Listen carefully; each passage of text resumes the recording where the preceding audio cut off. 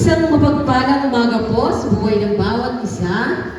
Ngayon naman po ay darang po tayo sa isang child dedication sa umaga pong ito at ang ating pong i-dedicate sa umagang ito ay walang iba kundi si Sis Elisha de la Cruz. Si Elisha de la Cruz po ay ang kapanganakan po niya is July 13, 2023 dito din po sa Bidin, Bae, Laguna. At ang kanya pong mga magulang ay si Mr. Danny and Mrs. De La Cruz. At ang kanila pong mga ninong ay sina Sister Jenny Sumagi, Brother Greg Algoria, Ninang Rochelle Coronado, and Ninang Christina E. Mata. Ngayon naman po ay bago po tayo magsimula, tayo po ay aawitan ni Sister Annalisa Tiwar.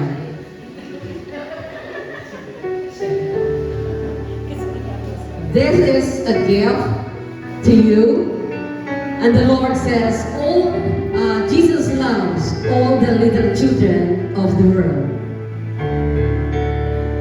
Lord, if we will all fill our hands with all the wonderful things you give us, then we lift it up and give them back to you.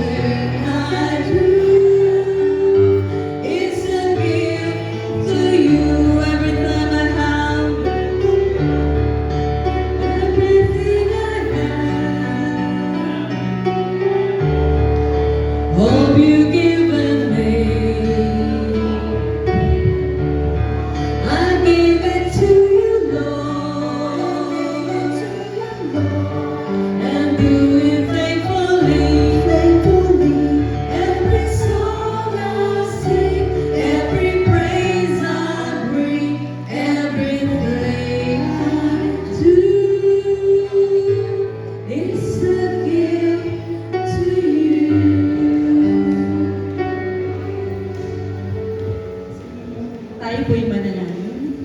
Pamanaming Diyos na banal at makapangyarihan sa lahat. Maraming pong salamat sa araw na ito na binigay niyo po sa amin.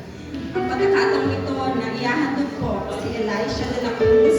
Patuloy, Panginoon, nasamahan niyo po kami at gabayan ang aming mahal na pastora, ang mga magulang, ang mga ninong at ninang, at ang kakulungan, Panginoon, Ugad. Bawat isa, pagpalain niyo po, Panginoon, Ugad, ang gawain ito, Panginoon. At Lord, ngayon pa lamang po, dinideklara na po namin ang matagumpayan na nagmumula sa iyo, Panginoon. Salamat po. Maraming salamat sa gagawin niyo. Ito po ang nagkakaisa naming panalangin sa pangalan ng Ama, ng Anak, at ng Espiritu Santo. Sa pangalan ni Jesus, ang lahat ay magsabi.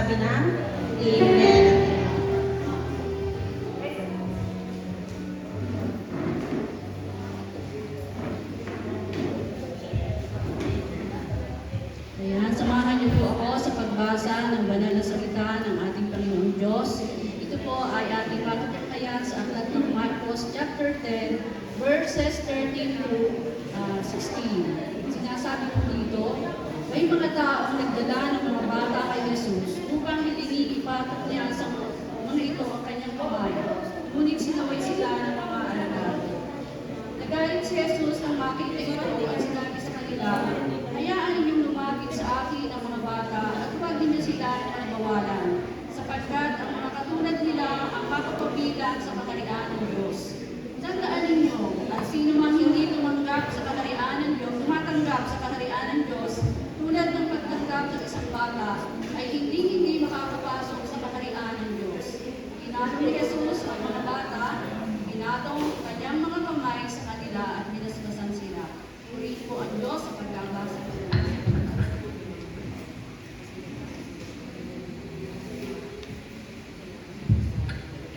Magandang umaga po sa bawat isa. Halina't po at ating pagpulibrayan ng kanyang mga salita ay sa Marcos chapter 10 verse 13 to 16. Pinagpala ni Jesus ang mga bata. So paano pinagpala ni Jesus ang mga bata?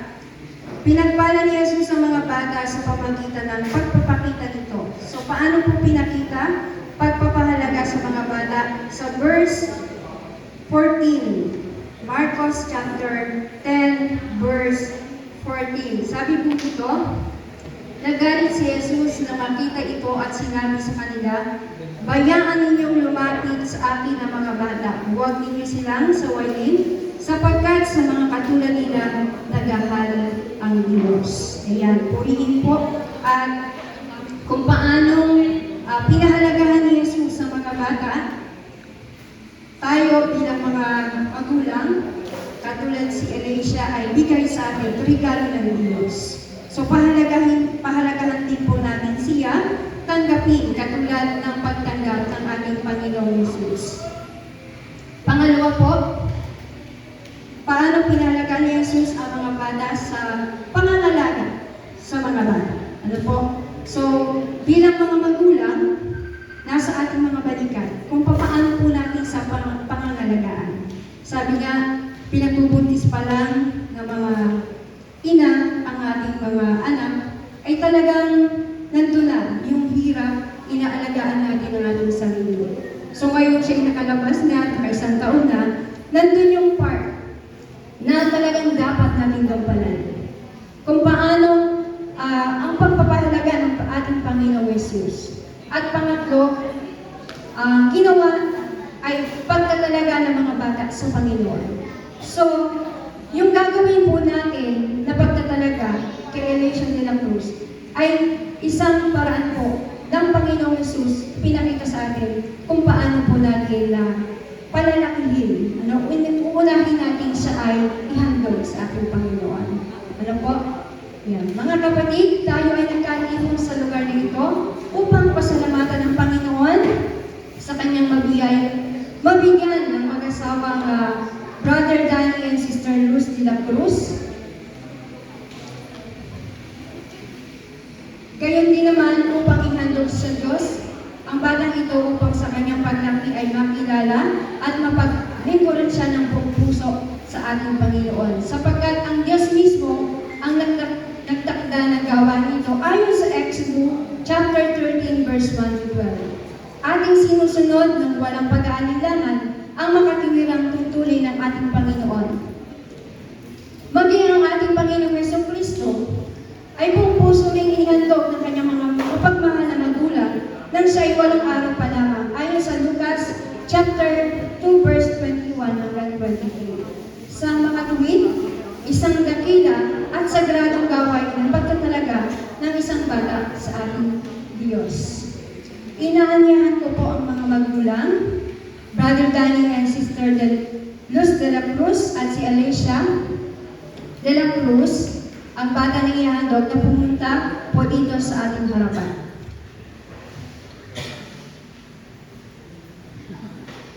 Ang mga bata ay isang handog at kayamanan mula lamang sa Diyos. Sa mga tuwid, sila ay pag-aari ng Diyos. At tayong mga magulang ay naatasan lamang upang mahalin, palakihin at hubugin sila ayon sa kanyang dakilang plano. Bilang mga magulang, napakahalaga na lubusan natin maunawaan at may sa katuparan ang mga obligasyong nakaatang sa ating mga balikan. Para sa mga magulang, Brother Danny and Sister Luz de la Cruz, kayo pa ay nangangako sa harapan ng Diyos at sa harap ng kapatulang ito na gagawin ninyo sa tulong na may kapal ang lahat ng inyong mga kaya upang paratingin ang batang si Elisha ayon sa dakilang kalooban ng Diyos para sa kanya.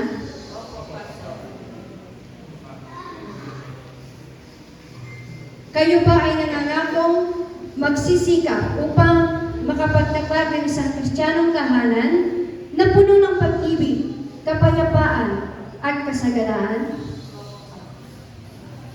Kayo ba ay nangangakong magpapakita ng magandang halimbawa para kay Elisha sa isip, sa salita at sa gawa? Sa pagkakataong dumating ang panahon lumaki na tawagin ng Panginoon si Elisha sa isang buhay na paglilingkod sa Diyos, ipinapangako ba ninyo na hindi ninyo siya ipagkakain? Hinahangad ko po na tumayo ang napiling ninong at ninang dala ang kandila. At sindihan po ninyo ang kandila.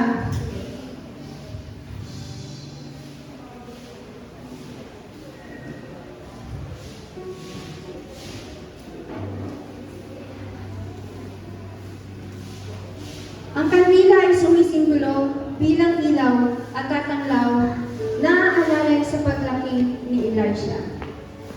Para naman po sa inyo mga napiling ninong at ninang, bilang mga pangalawang magulang kay Elisha, nangangako ba kayong susuporta sa mag-asawa upang batang ito ay lumaki ayon sa kalooban ng Diyos para sa kanya? Opo, Pastor. Nangangako ba kayong ipapanalangin si Elisha at maglalaan ang pagkakataong may turo sa kanya ang salita ng Diyos? Opo, Pastor. Nangangako ba kayong magiging isang magandang halimbawa para sa kanya sa isip, sa salita at sa gawa? Opo, Pastor. Hinihiling ko po ang kapulangan na tumayo.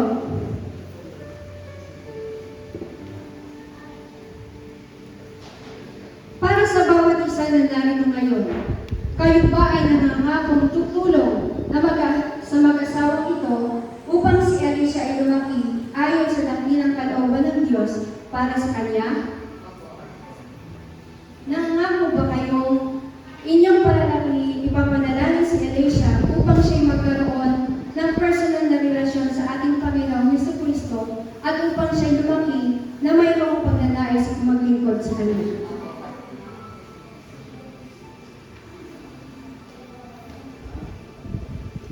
Hinihiling ko po ipatok po natin ang ating mga kamay sa kinaroroonan po ng batang si Elisha.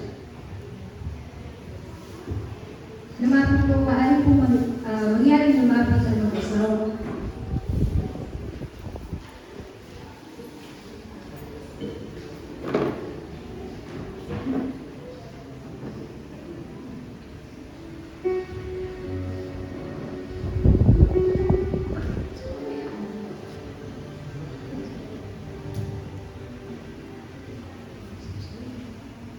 Ama naming Diyos na nasa langit, kayo po ang Diyos na nagtatag ng pamilya ayon sa iyong dakilang plano.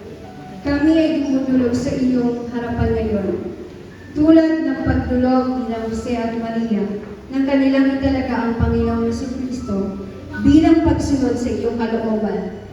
Hinihiling po namin sa iyo na pagpalain ang batang si Elisha. Pagpalain mo rin po ang kanyang pamilya, maging ang tumatayong pangalawang magulang sa mga ninong at ninang. Tulungan at bigyan mo po sila ng sapat na karunungan at kaunawaan upang mabigyan nila ng magandang buhay si Elisha.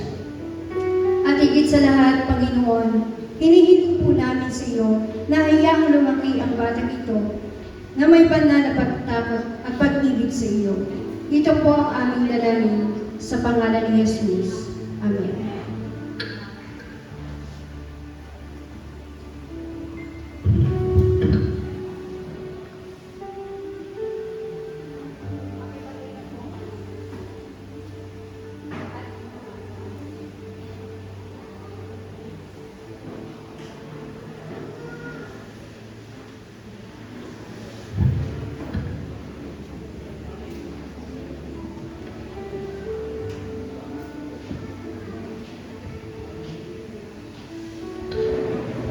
Ayan po. Inyo pong naramdaman ang ating pong pagkakalong kay Baby Alicia kung paano magiging natuwa ng mga magulang po ni Alicia na kaakibat ito ang obligasyon natin bilang mga pumapangalawang magulang.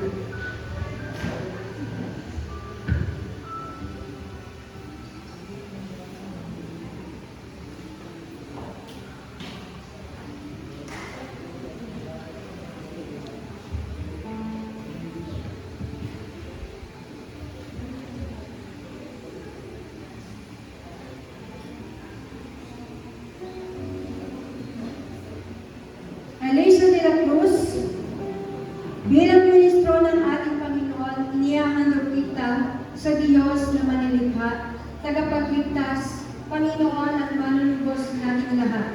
Sa pangalan ng Ama, ng Anak, at ng Banal na Espiritu. Amen.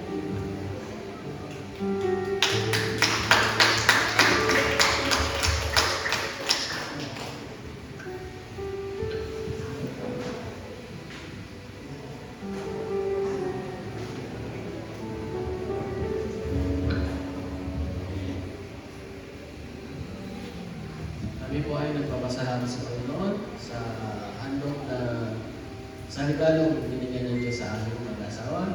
Salamat din po sa mga ninong at inang sa kongregasyon at kay Pastor sa kanilang pagdalo sa ating iglesia.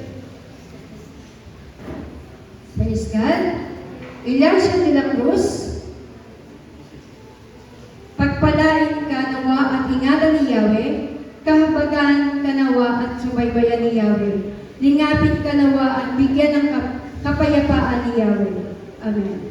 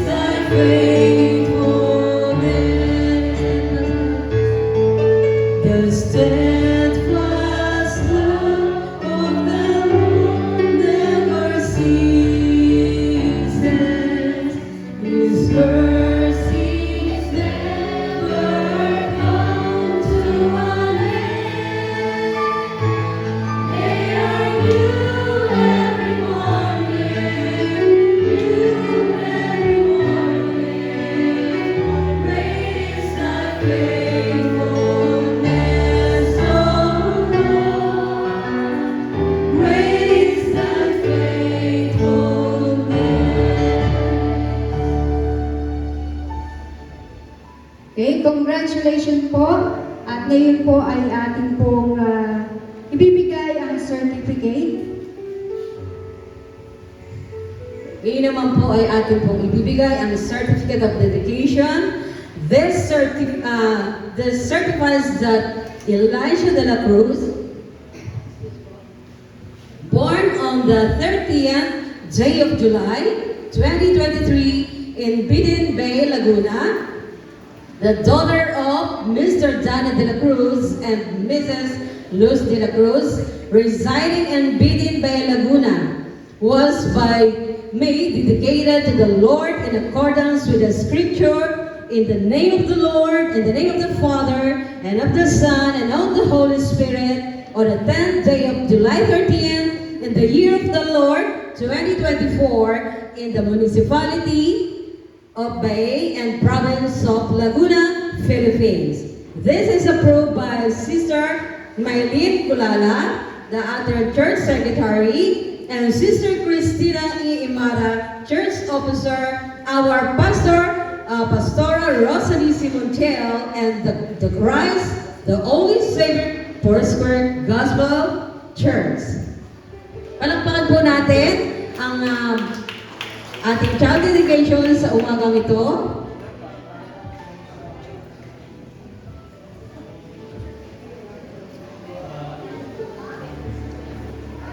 Maraming salamat po sa mga dumalo sa ating child dedication sa umagang ito. Muli ay palakpakan natin ang mag-asawa po ni Mr. and Mrs. De La Cruz.